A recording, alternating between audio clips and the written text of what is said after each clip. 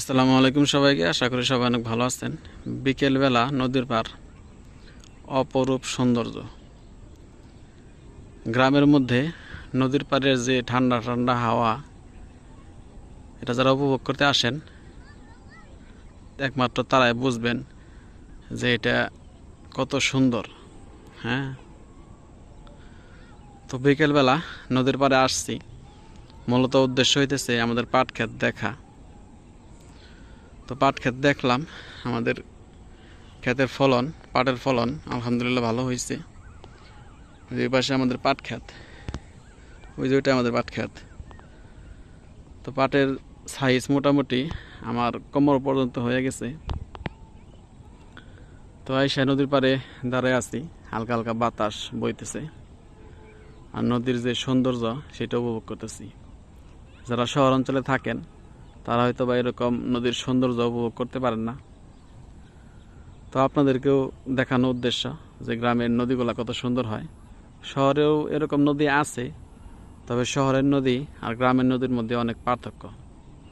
শহরে যে নদীগুলো আছে সেই নদীতে অনেক কলকারখানার কালো ধোঁয়া বা অনেক বর্জ্য সেই নদীতে মানে ভাসায় দেওয়া হয়, কিন্তু গ্রামে ওই রকম কোনো কিছু নাই। গ্রামের যে নদী একদম বিশুদ্ধ। তো যারা শহরে থাকেন বা প্রবাসে থাকেন তারা এই গ্রামের সৌন্দর্যগুলো অনেক মিস করেন। এই দেখেন নদীতে একদম পানিতে ভরপুর।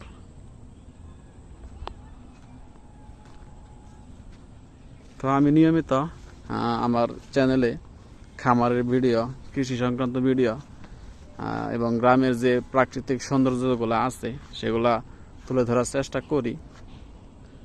তো আপনারা যে নদীটা দেখতেছেন এই নদীটার নাম হইতেছে লৌহজং নদী। এটা হইতেছে যমুনা নদীর একটা শাখা। তো নদীটা আগে অনেক ছোট ছিল, এখন এই পার ভাঙ্গে ভাঙ্গে অনেক বড় হয়ে গেছে।